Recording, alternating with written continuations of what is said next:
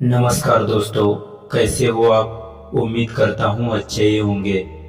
आज मैं बताने वाला हूँ गौतम बुद्ध की एक कहानी, जिसके माध्यम से हम जानेंगे कि बुद्धिमान कैसे बने और बुद्धिमान किसे कहते हैं, गौतम बुद्ध के जीवन की सच्ची घटना से।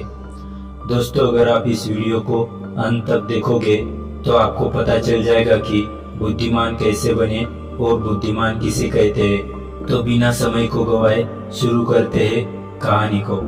दोस्तों, एक बुद्धिमान व्यक्ति कभी नहीं कहेगा कि वो बुद्धिमान है, इसलिए नहीं कि ऐसा कहने से उसकी बुद्धिमत्ता कम हो जाएगी, बल्कि इसलिए क्योंकि वो ऐसा कहने की व्यर्थता को देख पाता है। दोस्तों, गौतम बुद्ध के जीवन से जुड़ी हुई एक छोटी सी कहानी जो आपको बताएगी कि वास्तव में बुद्धिमान कौन है। एक नगर में एक लड़का रहा करता था और उसका दिमाग बहुत तेज था और उसकी खासियत यह थी कि वह किसी भी चीज को बड़ी जल्दी और आसानी से सीख लेता था। जहां अन्य लोगों को किसी काम को सीखने में महीने या वर्ष लगते थे, वहीं पर इस लड़के को उसी काम को सीखने में कुछ दिन लगते थे। उसकी ख्याति दूर दूर तक फैल गई थी और कहा जाने लगा था कि उस व्यक्ति के जितना बुद्धिमान कोई नहीं है। परंतु वह व्यक्ति तो जानता था कि वह भीतर से क्या है। हर व्यक्ति जानता है कि वह भीतर से क्या है, चाहे वो बाहर से कुछ भी दिखाए। वह व्यक्ति भी भीतर से तो परेशान था, परंतु वह अपने अहंकार से अपनी परेशानियों को ढकना चाहता था। दोस्तों, ज्यादातर लोग ऐसे ही करते हैं और शो ऑफ इसका नाम है। वह व्यक्ति अपनी प्रसिद्धि को और बढ़ाने के लिए तरह तरह के काम सीख रहा था। वह चित्रकारी करना जानता था, वह मूर्ति बनाना जानता था और वह गीत गा सकता था और वो दुनिया जहान का हर काम सीख चुका था जो उसने अब तक देखे हुए थे। इसलिए उसे अपनी बुद्धिमत्ता पर अहंकार था, क्योंकि कोई भी साधारण आदमी एक काम कर सकता है या दो काम कर सकता है या ज्यादा से ज्यादा 3 काम कर सकता है, परंतु वह तो सैकड़ों काम को कर सकता था और बहुत अच्छे से कर सकता था। इसलिए उसे अपनी बुद्धिमत्ता पर अहंकार था। वह इस बात को अंदर ही अंदर मान चुका था कि उसके जितना बुद्धिमान इस दुनिया में कोई भी नहीं है। फिर एक दिन उसका सामना गौतम बुद्ध से होता है। उसे पहली बार एक ऐसा व्यक्ति दिखता है जिससे उसे ईर्ष्या होती है। अब तक उसने ऐसे लोग देखे हुए थे जो उससे ईर्ष्या करते थे, और जहाँ ईर्ष्या होती है वहाँ तुलना का होना निश्चित है।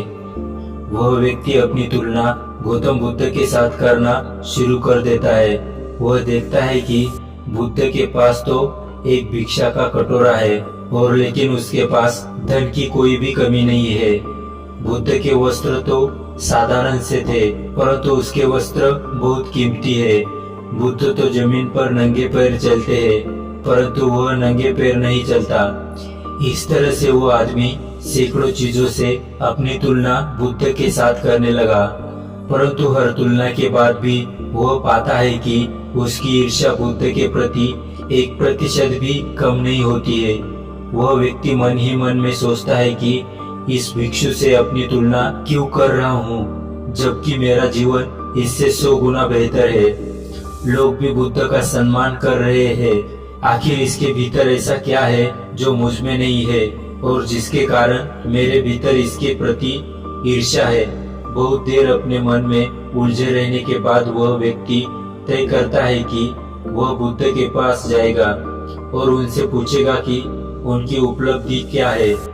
वह व्यक्ति अपने सेवकों के साथ बुद्ध के पास जाता है और उनसे कहता है कि इस इलाके का सबसे बुद्धिमान व्यक्ति मैं हूँ, और आप अपने आसपास जो भी देख रहे हैं मैं वो सब करना जानता हूँ। किसी भी कार्य को सीखने में मुझे बहुत कम समय लगता है। सभी लोग मेरा सम्मान करते हैं, परंतु इस सब के बाद भी मेरे भीतर आपके लिए ईर्ष्या है। मैं ये जानना चाहता हूँ कि आपकी उपलब्धि क्या है। ये सब लोग आपका आदर सम्मान क्यों कर रहे हैं। उसके बाद बुद्ध कहते हैं कि वैसे तो मेरी कोई उपलब्धि नहीं है, परंतु तुम कह सकते हो कि मेरी एक उपलब्धि है। वह व्यक्ति पूछता है कि क्या मैं जान सकता हूँ? तो फिर उसको बुद्ध कहते हैं कि मेरी एक उपलब्धि है कि मैं सभी उपलब्धियों को छोड़ चुका हूँ। वह व्यक्ति बुद्ध से पूछता है कि मतलब मैं कुछ समझा नहीं। बुद्ध उस व्यक्ति से कहते हैं कि क्या तुम्हें प्रशंसा अच्छी लगती है?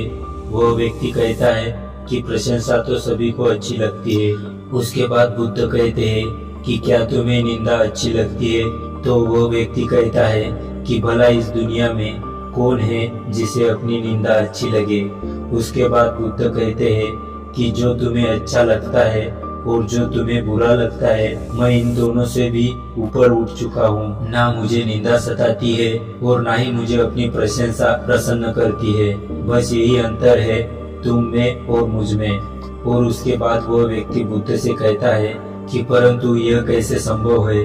बुद्ध मुस्कुराते हैं और उस व्यक्ति से कहते हैं कि तुमने सैकड़ों काम सीखे, लेकिन एक सबसे जरूरी काम को तुम सीखना भूल गए। वह व्यक्ति बुद्ध से पूछता है कि कौन सा काम? बुद्ध कहते हैं कि अपने मन को नियंत्रण करना। क्या तुम्हें आता है? बुद्ध की वह बात सुनकर वह व्यक्ति समझ जाता है कि ईर्ष्या का यही कारण था। उसके बाद बुद्ध कहते हैं कि जिस व्यक्ति ने सारा जगत को जीत लिया लेकिन अपने मन को नहीं जीता, उसने कुछ भी नहीं जीता। और जिसने अपने मन को जीता परंतु अपना सब कुछ गवा दिया, फिर भी उसने सब कुछ जीत लिया। क्योंकि वास्तव में बुद्धिमान व्यक्ति वही है जो अपने मन का शासक है, वो नहीं जो अपने मन का गुलाम है। गौतम बुद्ध के इन शब्दों को सुनकर उस व्यक्ति का अहंकार टूट जाता है और वह व्यक्ति बुद्ध से कहता है कि क्या आप मुझे अपने मन को जीतना सिखा सकते हैं? बुद्ध कहते हैं कि अवश्य सिखाएंगे, परंतु मैं तुम्हारी सभी उपलब्धियां छीन लूंगा। फिर उसके बाद वह व्यक्ति बुद्ध से कहता है कि मैं तैयार हूँ। उस दिन से वह व्यक्ति ध्यान करना शुरू कर देता है, क्योंकि ध्यान ही वह तरीका है जिससे आप अपने मन को अपने वश में कर सकते हैं। दोस्तों, आज हमने इस वीडियो से जाना है कि वास्तव में बुद्धिमान व्यक्ति वही है जो अपने मन का शासक है, वो नहीं जो अपने मन का गुलाम है। दोस्तों, उम्मीद करता हूँ आज के इस वीडियो से आपको कुछ नया सीखने को मिला होगा। वीडियो पसंद आए तो वीडियो को लाइक और चैनल को सब्सक्राइब करें। धन्यवाद।